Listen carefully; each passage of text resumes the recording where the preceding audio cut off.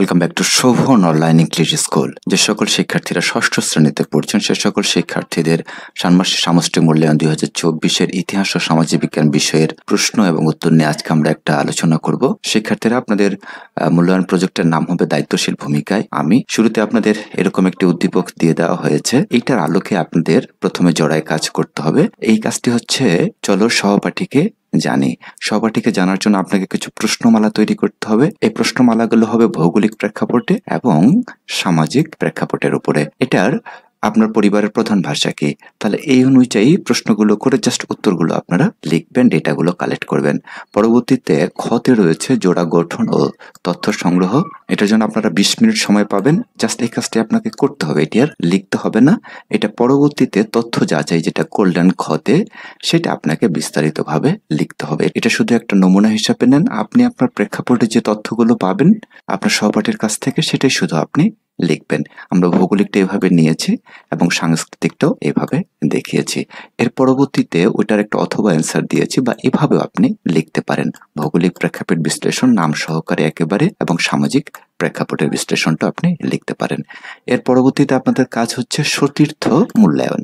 এখানে একটা রুব্রিক্স রয়েছে। জাস্ট এই রুব্রিক্স গুলোতে আমার সহপাঠী অনুসন্ধানের সময় বিষয়বস্তু নির্ধারণ করেছে, হ্যাঁ, মোটামুটি আপনাদের এগুলো হ্যাঁ অ্যান্সার দিবেন। যেটা না হবে সেটা আপনি না অ্যান্সার দিতে পারেন। এটা আপনার সতীর্থ একটি মূল্যায়ন, এটা আপনার উপরে নির্ভর করবে। জাস্ট প্রশ্নগুলো ভালো করে পড়বেন, তাহলে কিন্তু আপনি অ্যান্সারগুলো করতে পারবেন যে সে ওই কাজগুলো করেছে কিনা।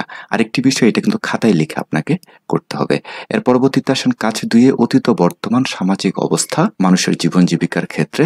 সেক্ষেত্রে আমরা ষষ্ঠ শ্রেণীর পাঠ্য বই থেকে অতীত বর্তমান মানুষের জীবন জীবিকার বিষয়বস্তু তথ্য সংগ্রহ করব।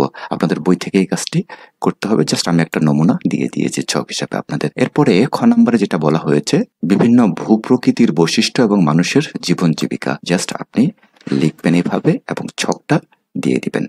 এইটুকুই আপনাদের কাজ। এবং এখানে আরেকটা বিষয় রয়েছে, দেখেন, আমরা পাঠ্যপুস্তকের তথ্য, সহপাঠীর তথ্য এবং আমাদের চারপাশের ভৌগোলিক পরিবেশ অংশ থেকে প্রাপ্ত তথ্যের ভিত্তিতে কাজটি করব।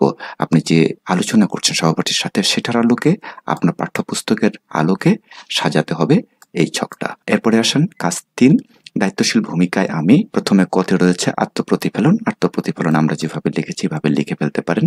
শিক্ষার্থীরা আপনারা এসএস ব্যবহার করতে পারেন। আর কারো যদি পিডিএফ এর প্রয়োজন হয়, সেক্ষেত্রে আমাদের ডেসক্রিপশনে হোয়াটসঅ্যাপ নাম্বার দেওয়া হয়েছে, সেখানে নক করবেন। এবং সেটা কিন্তু চার্জ আছে একটা মিনিমাম, চার্জ ছাড়া কিন্তু এমনি সেটা নয়। আর আপনারা এখান থেকে এসএস ব্যবহার করেও করতে পারেন।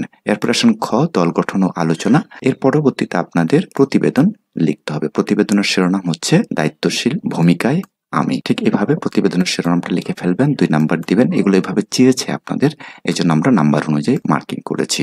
এই হচ্ছে মোটামুটি আপনাদের কাজগুলো। আশা রাখি আপনারা একটা গ্লান্সে যদি দেখে নেন একটা ধারণা পাবেন। সর্বোপরি আপনি কিন্তু লিখবেন আপনি যে তথ্যগুলো আপনার শিক্ষার্থী বা বন্ধুদের কাছ থেকে পাচ্ছেন সেটার আলোকে এরকম পর্যায়ক্রমে সুন্দর একটি প্রতিবেদন আপনি দিয়ে দেবেন। আমরা বাস্তবায়ন কিভাবে করব সবগুলো জিনিস এখানে আমি সুন্দর করে সূক্ষ্মভাবে তুলে ধরার চেষ্টা করেছি। Thank you for watching this video. আল্লাহ হাফেজ।